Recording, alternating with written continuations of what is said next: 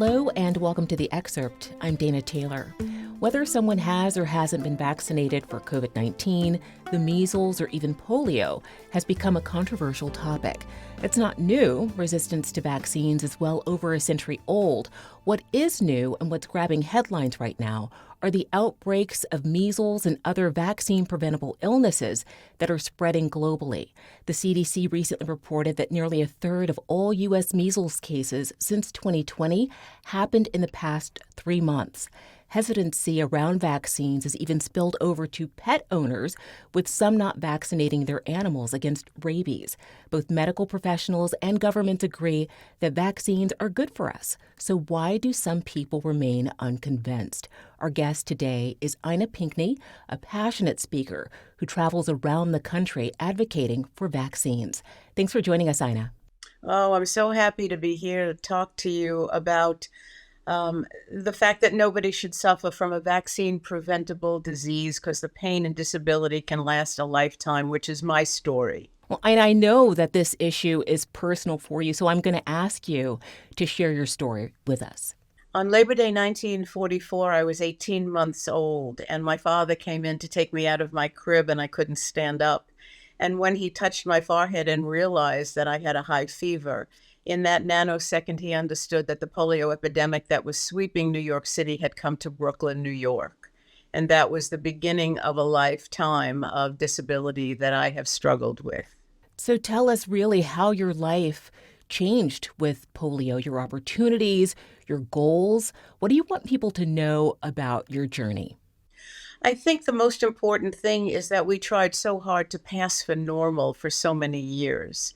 And we always tried to camouflage. And there was, after the original outbreaks, there was a sort of a shame around it as well. And we tried to fit in. I was ostracized, marginalized. I was bullied. My whole life was very different than the children around me, and I knew intuitively that I was kinder than they were because I would never do that to anybody else. Well, as I mentioned, you've been a passionate vaccine advocate. You've talked to people across the country, across the world on this issue. When did you start this work, and how would you characterize the anti-vax movement pre-pandemic? So I think there's always been a hesitancy in people, especially years ago when somebody determined and said falsely that autism was as a result of vaccinations. And I don't think that the head of the medical community got on top of that as fast as the internet got on top of the bad news and the misinformation. I started with Rotary, because Rotary had taken on as its mission, along with the Gates Foundation and the World Health Organization, to eradicate polio. And they started this in the 80s. And that felt so comfortable to me because they were out and about saying, we can do this. And to think that polio could be ended in my lifetime was something that was so magical to me. And when I closed my restaurant 10 years ago, I took on the conversation on a full-time basis as best I could, and did lots of in-person and lots of Zooms once COVID hit. So I work very hard to remind people that I had polio 11 years before there was a vaccine. And so I was number one in line to get the COVID. And then the anti-vaccine movement, I want to talk about that constituency and how they've evolved over time. Did the tone of people who are resistant to vaccines change after COVID-19? It changed dramatically after that. People said, oh, it's too new. I don't want to take it. I don't know what's in it. Mind you, the medical world had been working on a vaccine for over 10 years and was able to do one small tweak, and then it took on the SARS. And so here it was, a 10-year-old study and research on this one safe vaccine, and people were still hesitant to take it. I spoke to a doctor, a pediatrician in North Carolina when I was there, and I said to him, how do you approach it when someone comes in with their children? How do you approach the vaccine? He goes, very gently and very carefully. And I say, we can do it very one at a time. We can wait in between. We don't have to really do them all at once, as we all had. And I said, and what is the response? He goes, it's a hard no. a very hard no. I said, and then what happens? He said, and then they leave my practice and they go to a practice where the doctor doesn't ask. And I thought, oh my God, there are medical professionals out there who are just doing the same bad thing that people are doing on the internet on the conspiracy theories. And I thought, how could this be? And so I work twice as hard when I speak to groups, twice as hard. I will say to somebody who's resistant, so when did you have polio? And they'll say, well, I didn't have polio. And I go, oh, that's right, because you had to get a vaccine before you went to school. And they just sort of have to push back a little. So, Ina, I want to talk about the biggest hurdles that you face when you're trying to reach people who are simply against vaccines.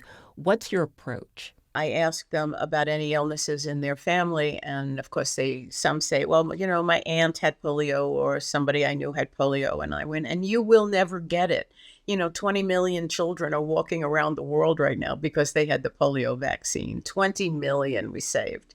And then I talk about measles, that we have the latest update today, 125 measles outbreak in this country after it was gone, and 63 are in Chicago. And so I try to just be very simple with my facts. I don't go into a lot of medical stuff. I just say, we didn't have measles and now we have measles. And so how do you feel about that? How do you feel that your little baby, can get sick and have a lifetime disability from measles? And they have really no answers. They just spout the words that they've read on the internet. And that there's no answer for that for me. You just shared, we are seeing dangerous outbreaks of diseases like measles, both here in the U.S. and in Europe. Have you come across anti-vaxxers who have been persuaded by those reports? Sometimes when I tell my story, or I tell the story of a man I know who's 84 years old, a virologist, and he was having all kinds of issues with his mobility and his energy level and muscle weakness. And it was only 20 years ago on his aunt's deathbed that she admitted to him that he had had polio as a baby because his parents kept it a secret. And he went and got the shots. He went and got his polio vaccine at 84. And so I try to give them stories that are very human. I mean, when I tell them that I was 18 months old and they just sort of look at me, and I said, my whole life, 79 years of my life, I have been dealing with this now. And now with post-polio syndrome, I have more challenges. I have a sign that's on the back of my wheelchair and on the back of my scooter that nobody should have to suffer from a vaccine-preventable disease. How do you fight with that? In your years of doing this work, Ina, what surprised you the most about the resistance that you've seen?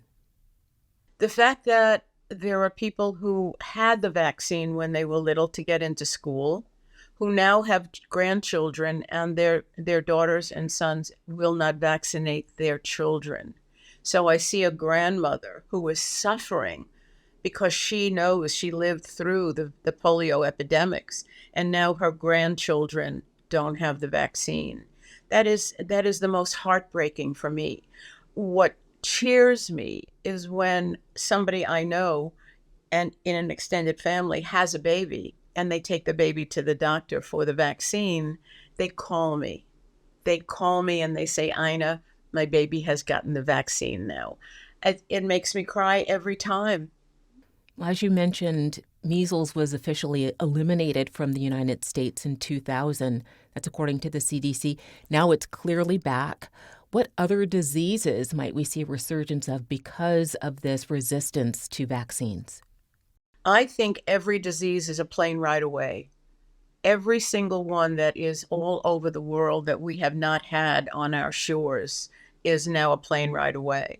The man in Rockland County who got polio 2 years ago, he was unvaccinated. And a man from Israel who had the oral vaccine, which sometimes sheds in certain people, he visited his friend in upstate New York, and now that man is paralyzed.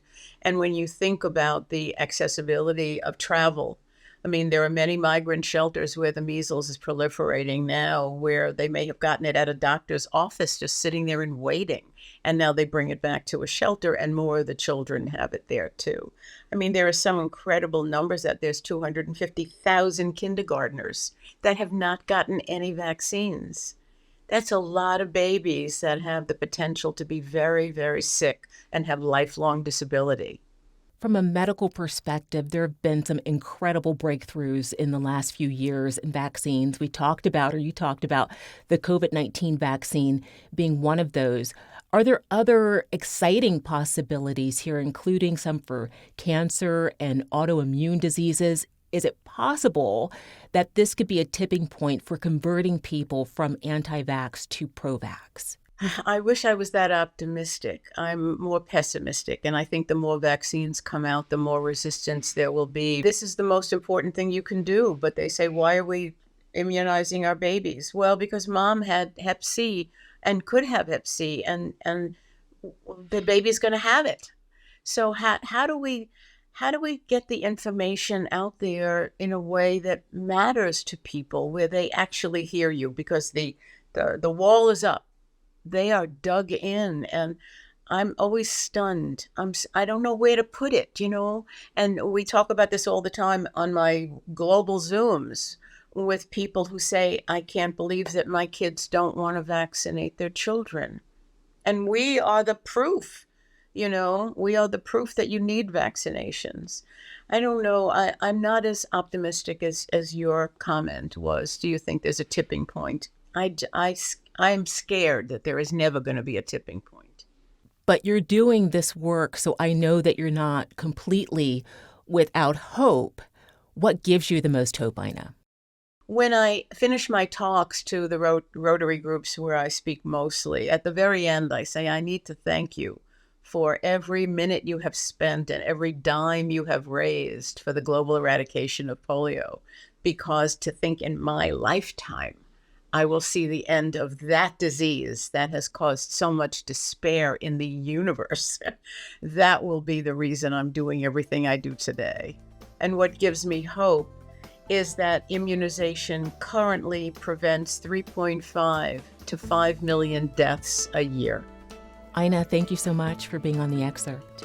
Oh, it's an honor to talk to you today and share the news.